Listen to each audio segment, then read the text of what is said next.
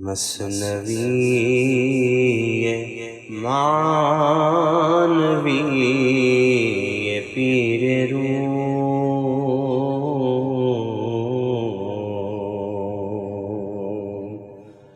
مثنوی معنوی پیر روم،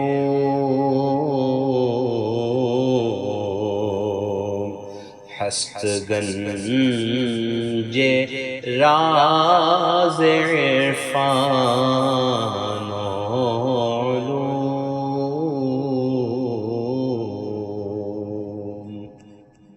بسم اللہ الرحمن الرحیم، الحمدللہ رب العالمین، والصلاة والسلام علی سیدنا مولانا محمد سید الانبیاء والمرسلین وعلی آلہ واصحابہ اجمعین، اما بعد۔ گزشتہ قید خانے کے واقعے کے حوالے سے مختلف باتیں کہی گئی تھیں، جہاں پر ایک قیدی نے دیگر قیدیوں کو پریشان کر رکھا تھا کہ وہ ان کی روزی روٹی جو ان کو وہاں پر پہنچائی جاتی تھی اس کو ہڑپ لیتا تھا، کھا جاتا تھا۔ قیدیوں نے مل کر قاضی کے وکیل سے شکایت کی، اس قیدی کے تعلق سے، اس مفلس کے تعلق سے، اور قاضی کے پاس یہ مسئلہ پیش ہوا۔ اب قاضی نے اس شخص کو اپنے دربار میں بلایا اور بلانے کے بعد قیدیوں کی شکایت پر اپنا رد عمل ظاہر کیا۔ اب وہ کس طرح سے بات آگے بڑھی وہ آگے بیان کیا جا رہا ہے۔ گفت قاضی مفلسی را وانما، گفت اینک اہل زندانت گواہ۔ قاضی نے کہا اس شخص کو بلا کر کہ تو اپنی مفلسی کو ثابت کر۔ تو کہتا ہے کہ تو بڑا مفلس ہے، تیرے پاس کچھ نہیں ہے، اگر تجھے قید خانے سے نکال دیا جائے گا تو تجھے کھانے کو کچھ نہیں ملے گا، تو بھوک مر جائے گا۔ تو اس کو بنیاد بنا کر چاہتا ہے کہ تو قید خانے میں رہے، تو اپنی مفلسی کو ثابت کر۔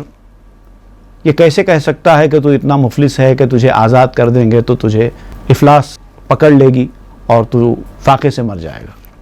گفت اینک اہل زندانت گواہ، تو اس نے کہا کہ یہ جو میرے ساتھی قیدی ہیں جنہوں نے میرے خلاف شکایت کی ہے وہ خود میری مفلسی کے گواہ ہیں، آپ ان کو بلا کے پوچھ لیجئے کہ میں مفلس ہوں یا نہیں۔ گفت ایشاں متہم باشند چوں، می گریزند است می گریند خوں۔ تو قاضی نے کہا وہ تو متہم ہوں گے کیونکہ انہوں نے ہی تیری شکایت کی ہے، تو جو الزام لگانے والا ہوتا ہے، الزام لگانے والے کو گواہ کے طور پہ کیسے لایا جاتا ہے؟ یہ انصاف کا قاعدہ نہیں ہے۔ اگر گواہی میں گواہ کی غرض شامل ہو جاتی ہے، کیونکہ جب کوئی الزام لگاتا ہے اس کی اپنی غرض ہوتی ہے اس کے پیچھے، اور اس کی غرض اگر ثابت ہو جائے تو پھر وہ قاضی قبول نہیں کرتا، گواہی میں غرض شامل نہیں ہو سکتی۔ اسی لیے الزام لگانے والا اور جس پر الزام لگایا گیا ہے یہ دونوں کو گواہ کے طور پر شامل نہیں کیا جا سکتا، گواہ تو تیسرا آدمی ہوگا، تو یہ نہیں ہو سکتا۔ می گریزند استو می گرید خو، یعنی وہ تجھ سے پریشان ہیں، وہ تجھ سے گریزاں ہیں، وہ تجھ سے رہائی چاہتے ہیں۔ اب ایسے میں وہ تیری وجہ سے خون کے آنسو بہا رہے ہیں، تیری وجہ سے پریشانی میں گھرے ہوئے ہیں، تو وہ گواہ تیرے کیسے ہو سکتے ہیں تیری بات کے؟ گواہ تو کوئی اور ہونا چاہیے۔ وستو می خہند تاہم وارہند، زی غرض باطل گواہی می دہند۔ وہ چاہتے ہیں کہ تجھ سے چھٹکارا حاصل کریں، ایسے میں اگر وہ گواہ ہی بھی دیں گے بھی تو ظاہر بات ہے تو ان کی گواہی کو قبول نہیں کرے گا۔ پہلے تو وہ دیں گے غلط گواہی، اور اگر وہ سچی گواہی دیں گے بھی تو کہاں سے ان کی گواہی کو قبول کرے گا، کیونکہ انہوں نے ہی تجھ پر الزام لگایا ہے۔ یہ انصاف کا جو طریقہ کار ہے وہ اس طرح سے نہیں چلتا۔ جملہ اہل محکمہ گفتند ماں، ہم بردبارو بر افلاسش گواہ۔ محکمے کے سب لوگوں نے، باقی دیگر لوگوں نے جو قید خانے کے محکمے میں کام کرتے ہیں، ان سب نے یہ گواہی دی کہ ہم اس کی نحوست اور مفلسی کے گواہ ہیں۔ تو اب اس آدمی کی نحوست اور اس کی مفلسی ثابت ہو گئی، کیونکہ محکمے کے دیگر لوگوں نے یہ گواہی دے دی ہے کہ اس کے پاس کچھ بھی مال دولت نہیں ہے، یہ مفلس ہے، یہ صرف ایسے ہڑپ کے کھانا جانتا ہے، اس کے پاس ہے کچھ بھی نہیں۔ ہر کرا پرسید قاضی حال او، گفت مولا دست نظیم مفلس بشو۔ تو قاضی نے جس سے بھی اس کے بارے میں پوچھا، اس کا حال پوچھا، سب نے کہا کہ جناب آپ اس آدمی سے دستبردار ہو جائیے، اس کو قید خانے سے باہر چھوڑ دیجیے۔ گفت خازی کشب گردانیت فاش، گرد شہری مفلس است و ہم خلاش۔ تو قاضی نے کہا کہ اس سے پہلے کہ میں اپنا فیصلہ سناؤں، اس کو شہر میں گشت کراؤ، علل اعلان اس کو گھماؤ، شہر کے چاروں طرف گھما کر یہ اعلان کرو کہ یہ مفلس اور کنگال شخص ہے۔ سب کو کہو کہ یہ مفلس ہے، یہ کنگال ہے، اس کے پاس کچھ نہیں ہے، اس کے پاس کچھ نہیں ہے۔ اب دیکھیے، آپ تصور کیجئے، جو کیریکٹرز مولانا روم بنا رہے ہیں، اس آدمی کا کیریکٹر شیطان کا ہے، قید خانے کا کیریکٹر دنیا کا ہے، اور دیگر قیدیوں کا کیریکٹر انسانوں کا ہے، اور اس کا کیریکٹر شیطان کا ہے۔ تو اللہ تعالیٰ نے شیطان کے بارے میں کہا ہے کہ وہ مفلس ہے، اس کے پاس کچھ بھی نہیں ہے، اور وہ لوگوں کو مفلسی سے ڈراتا ہے، ڈرا ڈرا کر اپنے کام کرتا ہے۔ الشیطان یعدکم الفقر آیا ہے قرآن مجید میں، غریبی مفلسی سے ڈراتا ہے شیطان، ڈرا ڈرا کے برے راستے پر لے کے آتا ہے۔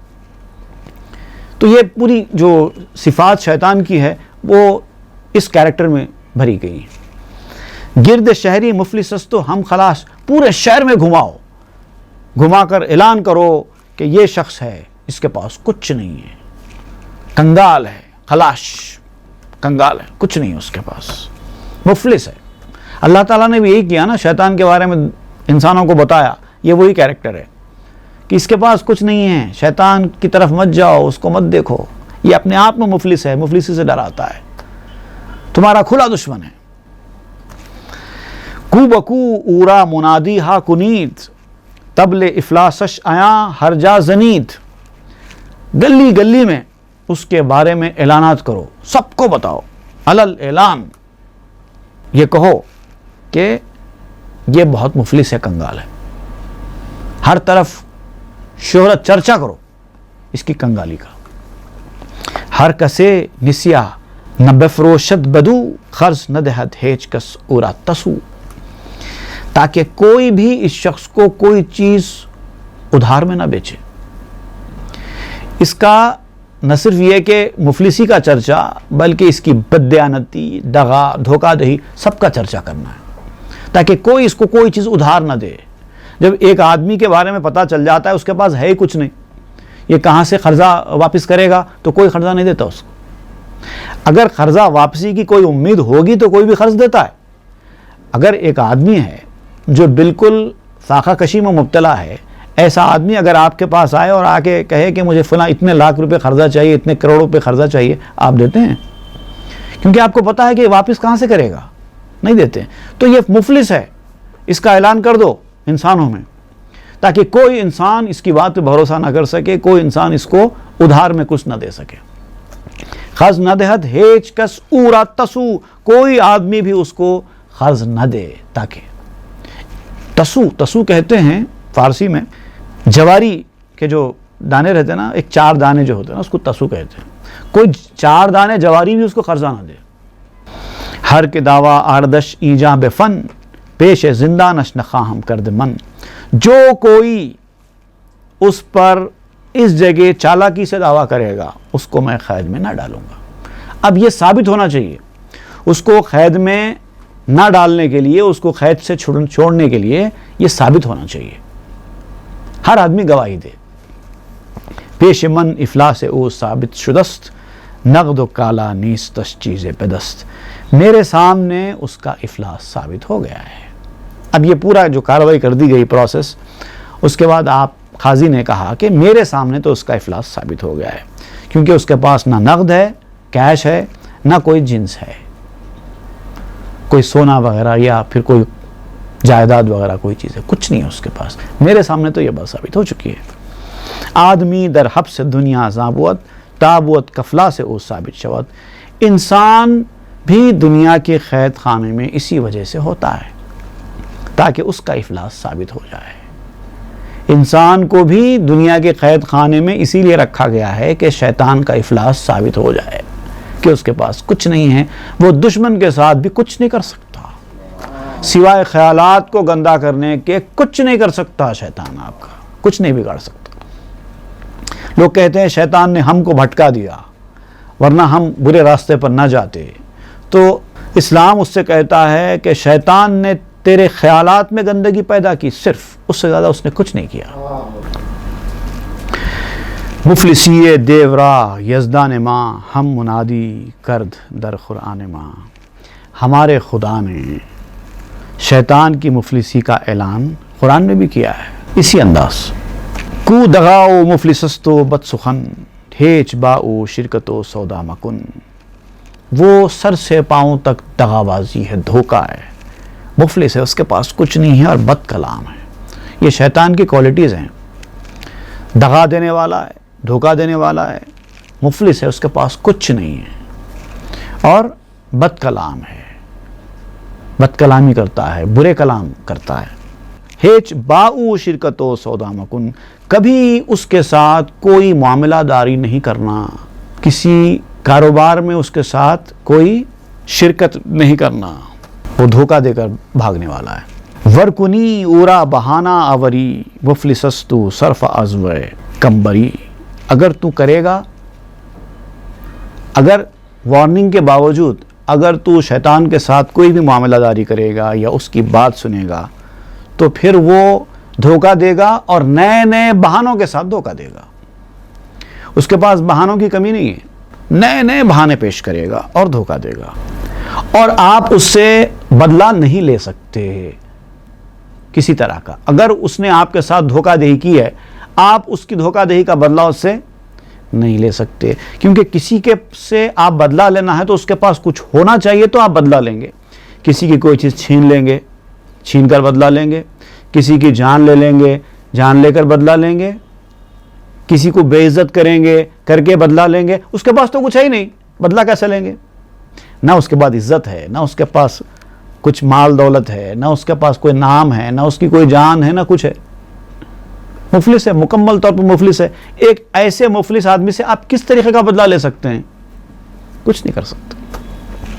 حاضر آوردند چوں فتنہ فروخت، اشترے کردی کے ہی زمی فروخت، جب اس کا فتنہ واضح ہو گیا، obvious ہو گیا لوگوں کے سامنے کہ یہ بالکل واضح روشن ہے اس کا فتنہ، تو اب لوگوں نے کیا کیا کہ ایک اونٹ کو لے کے آئے۔ ایک کردی کا اونٹ تھا، وہ کرد تھا، کرد کا رہنے والا، جو ایندھن بیچتا تھا، لکڑی جو جلانے کی لکڑی ہوتی تھی وہ بیچنے کا کام کرتا تھا، اونٹ پر لاد کر اس کو پکڑ کے لائے۔ اب دیکھیے کیا کیا انہوں نے۔ کرد بیچارہ بسے فریاد کرد، ہم موکل را بے دانگے شاد کرد، اب وہ زبردستی اس کرد کا اونٹ اٹھا کر لا لیے۔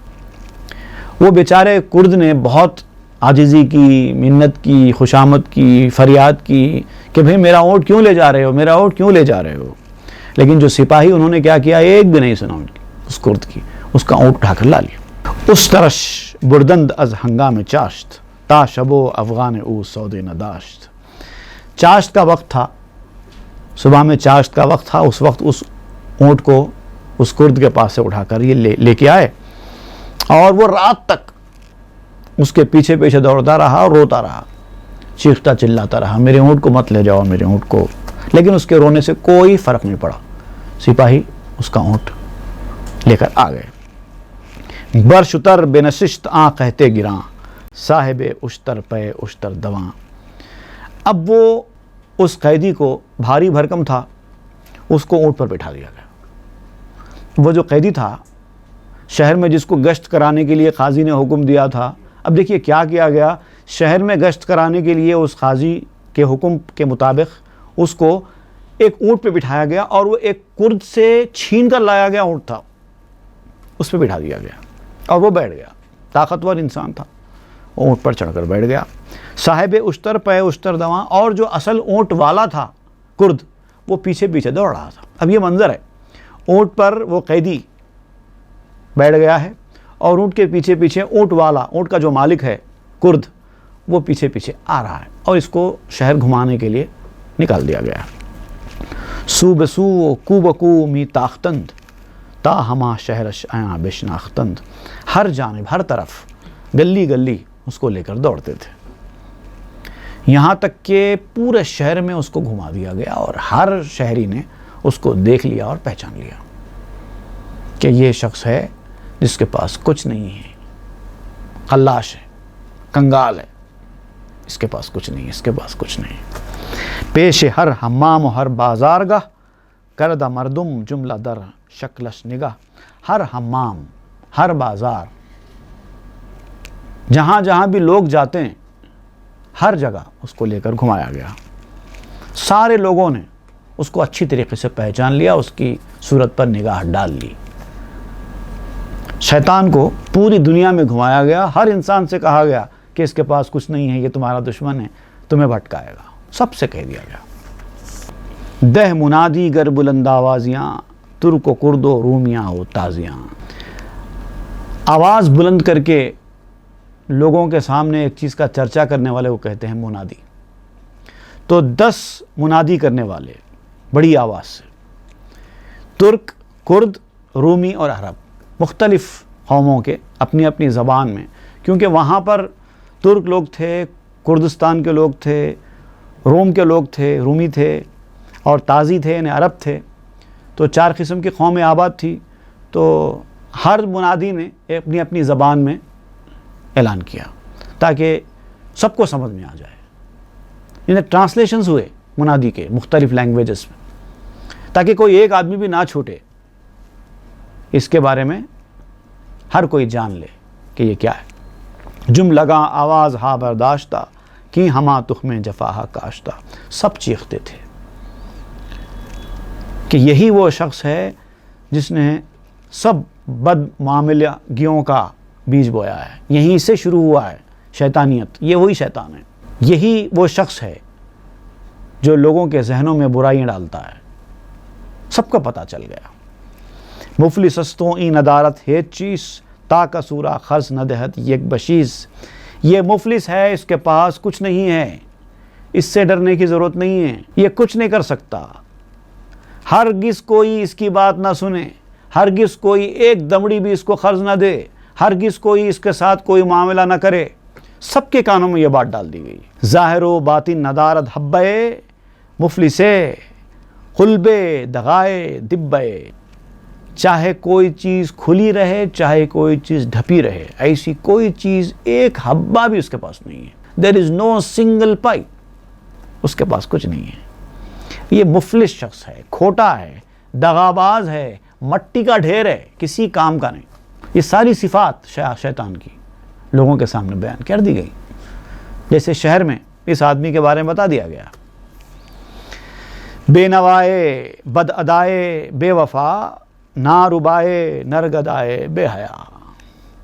مفلس ہے، ایک دمڑی اس کے پاس نہیں ہے، نا دہندہ ہے، کسی سے کچھ لے کے کبھی واپس نہیں کرتا، بے وفا ہے، دھوکے باز ہے، روٹی کا اچکا ہے، روٹی کھینچ کے جانے والا ہے، تمہاری روٹی بھی کھینچ لے گا، تمہاری روحانی غذا کا دشمن ہے، وہ تم کو نہیں کھانے دے گا، تم اگر کھانے کے لیے جائیں گے تو وہ چھین لے گا۔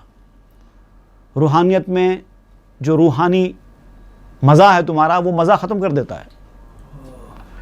کیا کریں گے یہ سب جان کر، کیا کریں گے اس میدان میں آ کر؟ پیٹ کو دیکھو بھائی، بیوی بچے، ذمہ داریاں ہیں۔ ایسا اگر تم روحانیت کرتے رہیں گے تو گھر کا خرچہ کیسے چلے گا؟ ان چیزوں میں کیا رکھا ہے؟ یہ سب بیکار کی باتیں ہیں۔ یہ سب شیطانی وسوسے ہیں۔ ویسے ہی کرے گا۔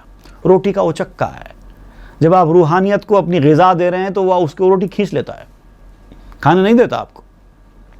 نرگدائے بے حیا، بھکاری ہے، پکا بھکاری، لوگوں سے مانگتا پھرتا ہے۔ کیا مانگ رہا ہے لوگوں سے؟ برائیاں مانگ رہا ہے، گناہ مانگ رہا ہے۔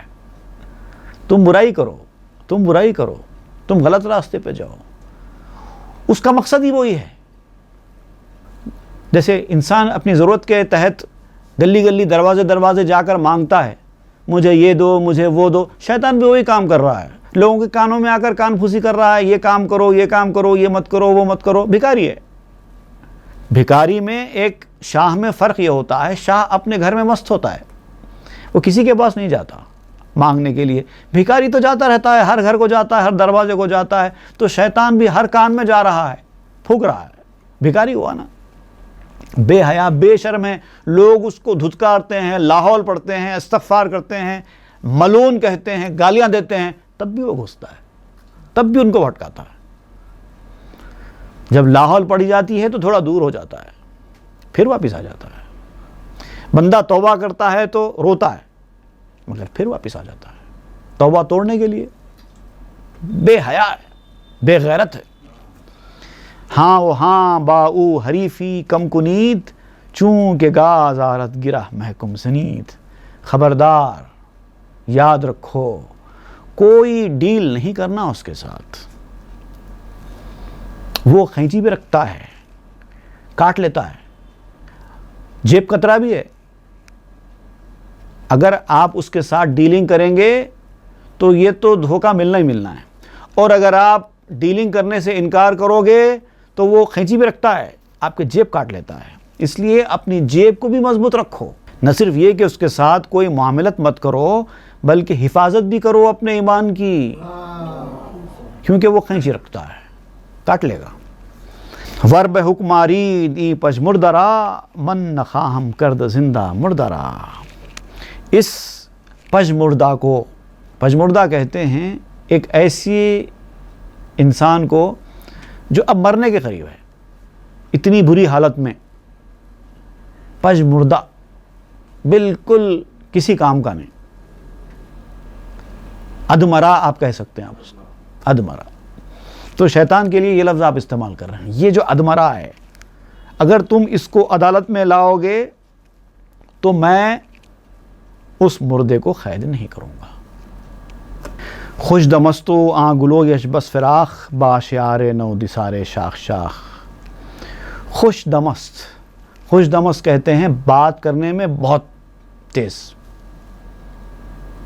ٹاکیٹو، چرب زبان، زبان سے بہت بڑی بڑی باتیں کرتا ہے،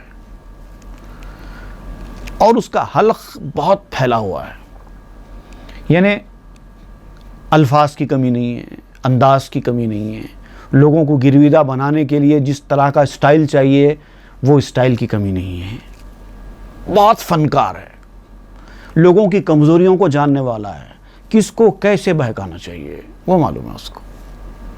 انسان کی عقل بھی وہاں نہیں پہنچتی جہاں وہ اپنی عقل چلاتا ہے، اتنا مکار ہے۔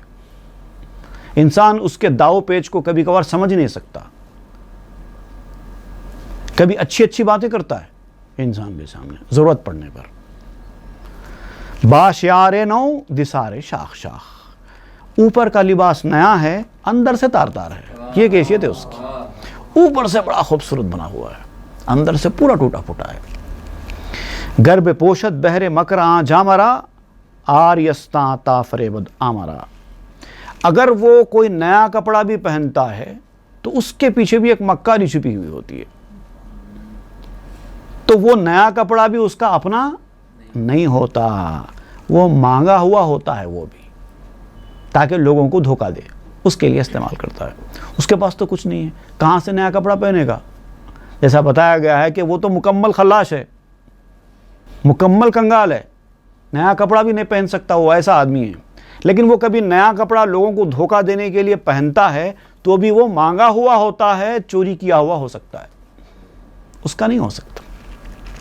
بہت سارے لوگ شیطانی صفت انسان بھی ہوتے ہیں، اوپر سے بڑے اچھے ہوتے ہیں، مانگی ہوئی باتیں سناتے ہیں، مانگا ہوا لباس پہنتے ہیں، اندر سے کچھ نہیں ہوتا، لوگوں کو دھوکہ دینے کے لیے کرتے ہیں، جو دکھتا ہے وہ بکتا ہے، اس کو حاصل کرنے کے لیے اپنے ظاہر کو سنوار کے رکھتے ہیں۔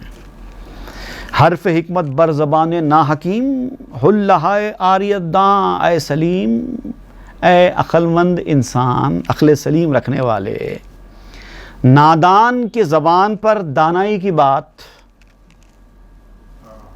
ایک اندر سے ایک آدمی بے وقوف اور نادان ہے لیکن جب بات کر رہا ہے تو ایک دم دانائی کی بات کر رہا ہے، کوئی انٹلیکچوئل قسم کی بات کر رہا ہے۔ ایک بے وقوف آدمی ایک انٹلیکچوئل بات اگر کرے، انٹلیکچوئل لوگوں کی طرح کا جملہ اپنی زبان سے نکالے تو سمجھ لو کہ یہ کسی سے سن کے بول رہا ہے۔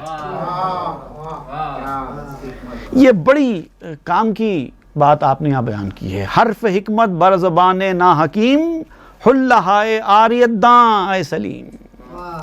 اے عقل سلیم رکھنے والے، نادان کی زبان پر اگر عقل مندی کی بات آتی ہو تو یہ مت سمجھ کہ یہ بات اس کے ذہن کی پیداوار ہے، بلکہ سمجھ کہ کسی اور کے ذہن کی پیداوار ہے، اس کے منہ سے نکل رہی ہے۔ مانگی ہوئی پوشاک، مانگے ہوئے کپڑے، ویسا ہے۔ روحانیت والی باتیں، بڑی بڑی باتیں، اولیاء کرام کی باتیں، کوئی اگر دنیا دار چور چکا اگر بیان کرے اور آپ کو متاثر کرنے میں لگ جائے تو سمجھ لو کہ یہ مانگی ہوئی پوشاک ہے، اس کے اندر سے نکلی نہیں ہے، لوگوں کی ہے، اسے زبان سے بیان کر رہا ہے۔ گرچہ دزدے حلے پوشیدہ دست تو چون گیرداں بے بریدہ دست، اگرچہ ایک چور نے اچھا لباس پہن لیا ہے، اگر ایک چور نے اچھا لباس پہن لیا ہے، لیکن جب مسافے کے لیے ہاتھ بڑھائیں گے تو وہ تیرا ہاتھ نہیں پکڑ سکتا کیونکہ اس کا ہاتھ کٹا ہوا ہے۔ آستین اس کے ہاتھ کے کٹے ہوئے پن کو چھپا رہی ہے۔ اگر وہ چل کر آ رہا ہے تو آپ نہیں سمجھ سکتے بھائی آستین بڑی ہے اس آدمی کی، شاید آستین اتنی بڑی ہے کہ پنجہ بھی اس کا آستین کے اندر چلا گیا ہے کیونکہ لباس بڑا ہے، لیکن آپ کو یہ نہیں پتا کہ ہاتھ ہی نہیں ہے اندر۔ ہاتھ ملانے کے لیے جب آپ ہاتھ بڑھائیں گے تب پتا چلے گا کہ اس آستین کے اندر اصل میں ہاتھ ہے ہی نہیں، اوپر سے پوری آستین ہے، دیکھنے والا سمجھ رہا ہے کہ اس کے اندر ہاتھ ہے اور آستین ہاتھ سے بڑی ہے، لیکن اس کو نہیں پتا ہے کہ اس آستین میں ہاتھ ہے ہی نہیں۔ کب پتا چلے گا؟ جب آپ ہاتھ ملانے کے لیے ہاتھ بڑھائیں تب پتا چلے گا۔ چون شباں گئے اس شتر آمد بزیر، کرد گفتش منزلم دورست دیر۔ رات ہوئی جب وہ مفلس جو اونٹ کے اوپر سوار تھا اونٹ پہ سے نیچے اترا۔ اب دن بھر اس کو گھمایا گیا، وہ اونٹ پر سوار تھا اور سپاہی پورے شہر میں گشت کر رہے تھے اور اس کے ساتھ اس کی مفلسی کا چرچا کر رہے تھے۔ دن بھر یہی کام ہوتا رہا، رات ہو گئی، رات ہونے کے بعد اس مفلس کو اس اونٹ پہ سے اتارا گیا نیچے۔ گرد کفتش منزلم دورست و دیر، تو اب اس کردی نے اس سے کہا کہ یہ میرا مکان اب دور ہو گیا ہے اور مجھے دیر ہو گئی ہے۔ اب اس کو اونٹ سے اتار دیا گیا، اتار کر اب یہ کرد کو اس کا اونٹ حوالے کر دیا گیا کہ یہ تمہارا اونٹ ہے، اب لے کے جاؤ۔ تو اس نے کہا کہ میں گھر سے بہت دور آ گیا ہوں، بہت دور ہے میرا مکان، اور اب شام بھی رات بھی ہو گئی ہے، اب میں یہ وقت پہ اس اونٹ کو لے کے کہاں جاؤں؟ برنشستی اشترم را اس پگاہ، جو رہا کردم کمس اخراج گاہ۔ تو صبح سے میرے اونٹ پہ بیٹھا ہے۔ اب سپاہی چلے گئے اور وہ شخص اونٹ پہ سے نیچے اتر گیا۔ اب اصل اونٹ کا جو مالک تھا جو پیچھے پیچھے آ رہا تھا اس نے اونٹ کو پکڑ لیا اور اس نے اس کے اونٹ حوالے کر دیا، کر کے کہا کہ تم اپنا اونٹ لے کے جاؤ۔ تو اس نے کہا کہ تو صبح سے میرے اونٹ پہ بیٹھا ہے اور دن بھر تو اس پہ گشت کرتا رہا، کم از کم اس کے چارے کا خرچہ، گھاس کا خرچہ تو دے دو۔ دن بھر تم میرے اونٹ پر سواری کرتے رہے، اب مجھے اتنی بڑی مشقت ہے، محنت سے اپنے گھر کو جانا ہے، اب تو رات بھی ہو گئی ہے، میری لیے بڑی پریشانی ہے، جانے دو، وہ سب کچھ جو ہو گیا میں جھیل لوں گا، کم از کم میرے اونٹ کے گھاس کا خرچہ تو دے دو مجھے۔ کس سے کہہ رہا ہے یہ؟ مفلس جو اونٹ کے اوپر سوار کیا گیا تھا اس سے کہہ رہا ہے۔ دیکھیے مفلس سے خرچہ دینے کی بات، اب یہاں پر جو مفلس ہوتا ہے اس کے ساتھ خرچہ دینے کی بات کرنا، اس سے کوئی امید رکھنا کیا ہوتا ہے، وہ آگے آپ بیان کریں گے۔ گفت تا اکنو چمی کردیم پس، ہوش تو کو نیست اندر خانہ کس۔ تو مفلس نے کہا کہ ہم نے اب تک کیا کیا ہے، دن بھر صبح سے لے کے شام تک ہم نے کیا کیا ہے، تیرے ہوش کہاں ہے، تو دیکھتا کیوں نہیں ہے بے وقوف؟ کیا میں تیرے اونٹ پر بیٹھ کر کوئی کاروبار کر رہا تھا یا سیر سپاٹا کر رہا تھا؟ تو نے دیکھا نہیں میرے ساتھ کیا ہوا ہے؟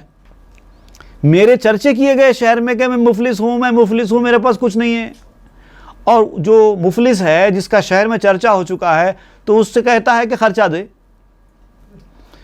خرچ افلاسم شنید پرتواں، تو نہ بشنیدی بگوش بے لمحہ، اے لالچی انسان میرے افلاس کی، میری غریبی کی، میری فقیری کی شہرت تو آسمانوں میں ہو چکی ہے، آسمان نے بھی میری مفلسی کے چرچے سن رکھے ہیں، اور پھوٹے کان سے تو نے نہیں سنا، تو پیچھے پیچھے آ رہا تھا۔ یعنی اس آدمی کو لالچ تھا کمانے کا کہ چلو یہ جب بھی اتریں گے میں ان سے خرچہ لوں گا، سپاہی تو چلے گئے، اب اس مفلس سے، کنگال سے، جس کے پاس خود کچھ نہیں ہے، اس سے کیا کرایہ لیں گے؟ لیکن چونکہ طمع ہے، لالچ ہے اس کے اندر، تو وہ لالچ نے وہ امید کو برقرار رکھا کہ جب بھی اترے گا ہم اس سے اونٹ کا کرایہ لے لیں گے، کم از کم اس کے گھاس کا خرچہ لے لیں گے۔ یہ سن نہیں رہا تھا۔ سپاہی جو پورے شہر میں کہہ رہے تھے کہ یہ مفلس ہے، وہ اس کو سنائی نہیں دے رہا تھا، کیونکہ لالچ جب سوار ہوتی ہے تو ایسی باتیں سنائی دیتی ہی نہیں ہیں۔ اب یہاں پر شیطان، یہ شخص وہی کہہ رہا ہے کہ سارے شہر میں میری مفلسی کے چرچے ہو رہے تھے، تو نے سنا نہیں، اب مجھ سے خرچ پوچھ رہا ہے۔ تبل افلاسم بچرخ سابیا رفت تو نشنیدہ ای واقعہ، میرے افلاس کا ڈھنڈورا 7ویں آسمان تک پہنچ چکا، اور تو نے یہ نہیں سنا واقعہ، تو میرے پیچھے پیچھے آ رہا تھا نا۔ گوش تو پربود استستم خام پس تما کرمی کند گوش غلام، تیرا کان اصل میں کیا ہے؟ بیہودہ قسم کے لالچ سے بھرا ہوا تھا۔ اے لڑکے، لالچ جو ہے کان کو بہرا بنا دیتا ہے، وہ تیرا لالچ تھا جس نے تیرے کان کو بہرا بنا دیا، اسی لیے سارے شہر نے سنا میری مفلسی کا اعلان، تو نے نہیں سنا، تو پیچھے ہی تھا، اونٹ کے پیچھے پیچھے تھا۔ تا کلوخو سنگ بشنیدی بیاں مفلسستو مفلسستی قلتباں، یہ شخص مفلس ہے، یہ شخص مفلس ہے، یہ جو اعلان سپاہی کر رہے تھے گلی گلی پھر کر، یہ اعلان اینٹوں نے سنا، پتھروں نے سنا، سب نے سن لیا، تو نے نہیں سنا۔ تاب شب گفتن دو در صاحب شتر بر نزد کو استما پربود پر، وہ اعلان کرنے والے، ڈھنڈورا پیٹنے والے رات تک یہی کہتے رہے، اور اونٹ پر اس کا کوئی اثر نہیں ہوا، اونٹ والے پر، کیونکہ اس کو سنائی نہیں دیا، کیونکہ وہ لالچ سے بھرا ہوا تھا۔ ہست بر سمو بسر مہر خدا در حجب بصورت است بس صدا، کان اور آنکھ پر لالچی لوگوں کے خدا کی مہر ہو جاتی ہے، اور ایسی صورت میں بہت ساری صورتیں، بہت ساری آوازیں پردوں میں چلی جاتی ہیں۔ ختم اللہ علی قلوبہم وعلی سمعہم وعلی ابصارہم والا معاملہ ہو جاتا ہے۔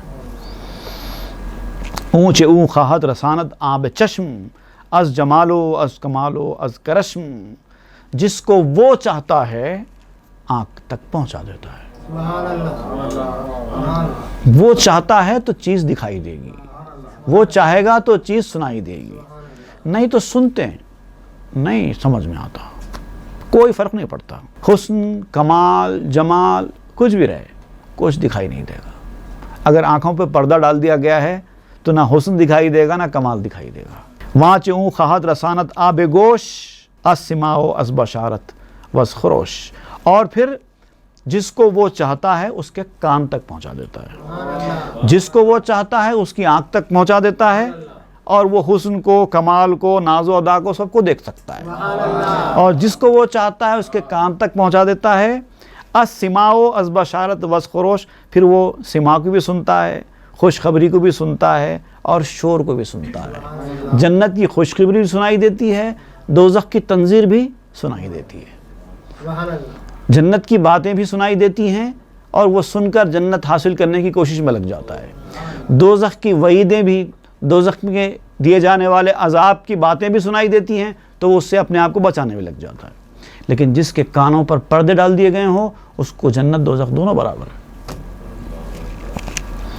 گرچہ تو ہستی کنو غافل ازاں وقت حاجت حق کند آرا آیاں، اگرچہ تو اب ان سے غافل ہے، ابھی تو تجھے پتہ نہیں ہے، یہ صاحب باتوں کا کوئی پتہ نہیں ہے، تو غافل ہے، غفلت کی زندگی گزار رہا ہے، لیکن جب اللہ تعالیٰ چاہے گا تیری بھلائی، اس وقت یہ ساری چیزیں تیرے اوپر ظاہر ہو جائیں گی۔ گفت پیغمبر کی یزدان مجید، اس پہ ہر درد درما آفرید. کیونکہ حضور صلی اللہ علیہ وسلم کا ارشاد گرامی ہے کہ اللہ تعالیٰ نے ہر درد کے لیے درمان پیدا کیا ہے. جب درد ہوگا تو درمان بھی آ جائے گا, علاج بھی آ جائے گا. اب یہ علاج کیا ہے انشاءاللہ وہ ہم آئندہ کے درس میں پڑھیں گے. صلی اللہ تعالیٰ علی خیر خلق سیدنا محمد وآلہ واصحابہ اجمعین والحمدللہ رب العالمین. مثنوی معنوی پیر روم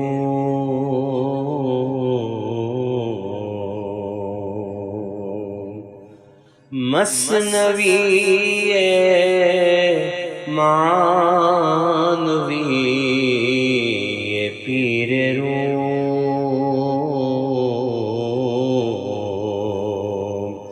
ہست گنج راز عرفان